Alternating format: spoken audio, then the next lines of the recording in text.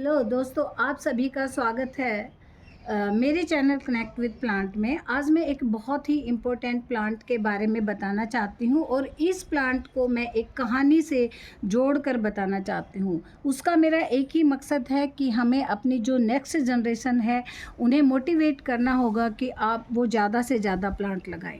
यदि हम सीधे सीधे बताएंगे कि पारिजात के प्लांट में ये गुण है वो गुण है तो वो इस बात को जल्दी से नहीं मानेंगे, क्योंकि आज के बच्चे बड़े स्मार्ट होते हैं। हमें भी स्मार्ट तरीके से ही उनको मोटिवेट करना पड़ेगा। तो आज हम बात करने वाले हैं पारिजात की। वीडियो को आप प्लीज़ पूरा देखिएगा, बच्चों को भी दिखाइएगा। पारिजात का नाम सुनते ही एक दिव्यता का अनुभव होता है। यह पौधा समुद्र मंथन के समय उत्पन्न हुआ था और इंद्रलोक में स्थापित किया गया था।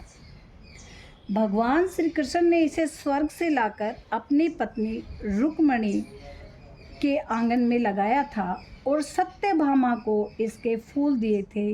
इसलिए इसे प्रेम, भक्ति और शक्ति का प्रयोग माना जाता है। इसीलिए पारिजात को स्वर्ग का फूल कहा जाता है और इसका जो जिक्र है ना, महाभारत और गरुड़ पुराण जैसे ग्रंथों में भी मिलता है। बच्चों को ज़रूर कनेक्ट करिएगा इसके साथ। इसके जो फूल होते हैं ना, उनका मैं आपको खासियत बताती हूँ कि जो पारिजात के फूल होते हैं वो सफ़ेद और संतरी रंग के होते हैं। ये फूल रात में खिलते हैं और सुबह होते ही झड़ जाते हैं, इसलिए इसे झड़ता हुआ फूल भी कहते हैं। सुबह धरती पर गिरे हुए फूलों को उठाकर पूजा में चढ़ाया जाता है। यही एक ऐसा फूल है जिसे हम तोड़कर नहीं बल्कि धरती से उठाकर भगवान को अर्पित करते हैं। तो ये इससे हमें क्या संकेत मिलता है कि स्वर्ग का फूल अब आपकी भक्ति स्वीकार कर रहा है। तो ये थे इसके फूल की खासियत थी जो मैंने आपको बताई। अपने बच्चों को भी इसी तरह बताएंगे तो वो कनेक्ट हो पाएंगे।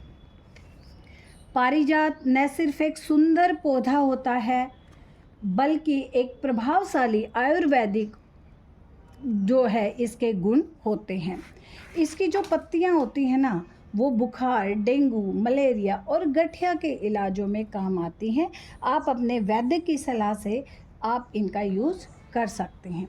इसके जो फूल होते हैं जो कि अगस्त से अक्टूबर नवंबर तक खिलते हैं, उनकी आप चाय बनाकर पीते हैं तो उससे सिर दर्द और सर्दी में आराम मिलता है।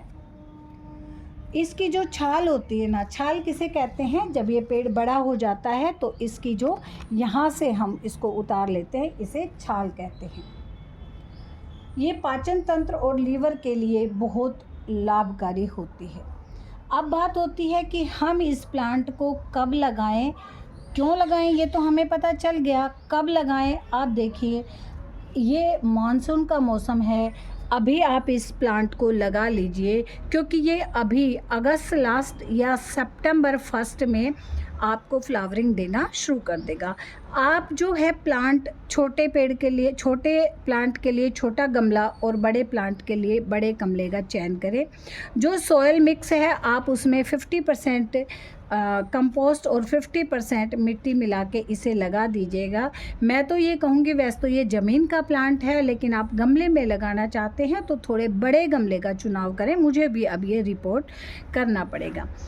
ये अब इसको घना कैसे बनाएं कि हमें ज़्यादा से ज़्यादा फ्लावरिंग मिले, उसका मैं आपको एक बहुत ही महत्वपूर्ण टिप बता रही हूँ। आप देखिए, पिंचिंग को हम बहुत ही लाइटली लेते हैं कि पिंचिंग से क्या होता है, आखिर पिंचिंग है क्या। आप देखो, यहाँ ध्यान से देखिए, मैंने एक बीच वाली इसको पिंच किया था। पिंच का मतलब है कि आप अपने अंगूठे से अपने हाथ को साफ करके, लेकिन आप इसको कट करके ऐसे निकाल दें।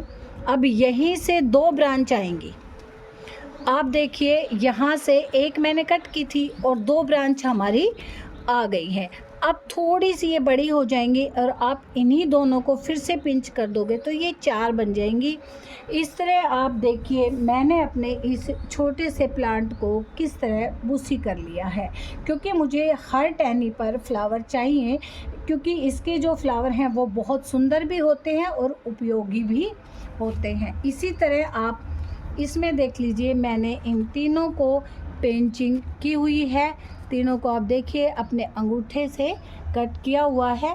इसके लिए आप सीजर लेना चाहे वो भी ले सकते हैं। सब जगह ये भी भूसी हो गया है और ऊपर आप देख सकते हैं छोटा सा ही तो प्लांट है। एक टहनी को मैं ऊपर ले गई और फिर मैंने इसको यहाँ पे भूसी बना लिया। तो ये तरीका है इसको घना और भूसी बनाने का। अब इसमें दूसरी बात इम्पोर्टेंट कि अब इसमें फ्लावरिंग होगी तो हमें इसमें अच्छा सा अब फर्टिलाइज़र देना है ताकि ये हमें फ्लावरिंग अच्छे से अच्छे फ्लावरिंग दे सके। अच्छा, अब इसका कुछ महत्व है कि हमें इन फूलों का और कहाँ उपयोग है वो मैं आपको बताती हूँ। कि जो पारिजात का फूल है ना, भगवान विष्णु, शिव, दुर्गा और लक्ष्मी जी को चढ़ाया जाता है। यह फूल बिना तोड़े ही ज़मीन पर गिरता है और पूजा के योग्य बनता है। ये संकेत देता है हमें पूर्ण समर्पण का। शास्त्रों में तो यह भी कहा गया है कि पारिजात की छाया में ध्यान करने से मन शांत होता है और आत्मा को ऊर्जा मिलती है। इसे ना ट्री ऑफ सोरो भी कहा जाता है, क्योंकि ये रात में खिलता है और सुबह मुरझा जाता है, फिर भी सबसे सुंदर और प्रभावकारी होता है। हम देखिए कोई तपस्या करते हैं, ध्यान करते हैं, या तो बहुत सुबह करते हैं या हम रात को करते हैं, तो उसमें सुबह सुबह कोई भी लगभग ऐसे फूल होते हैं जो सूर्य की रोशनी में खिलते हैं। यही फूल है जो रात की चांदनी में या फिर रात के रानी वाला खिलता है। धार्मिक पूजन में इसके बहुत विशेष प्रयोग होते हैं। शिवरात्रि, एकादशी और नवरात्र में पारिजात का विशेष महत्व होता है। इसको घर में वास्तु के हिसाब से भी लोग लगाते हैं, वो मैं आपको बताती हूँ। हालांकि देखिए तुलसी से ज़्यादा मैं किसी प्लांट को महत्व कम ही देती हूँ, दूसरे नंबर पे देती हूँ। लेकिन फिर भी यदि इसको घर के उत्तर या पूर्व दिशा में पारिजात लगाने से ऐसा लोग कहते हैं कि सकारात्मक ऊर्जा मिलती है। मेरा मानना तो यही है कि हर प्लांट से हमें सकारात्मक ऊर्जा मिलती है। विशेष बात है इसकी मैं आपको बताती हूँ कि तुलसी के बाद यही एकमात्र एक ऐसा पौधा है जिसके फूल हम भगवान विष्णु और शिव दोनों को एक साथ चढ़ाए जा सकते हैं।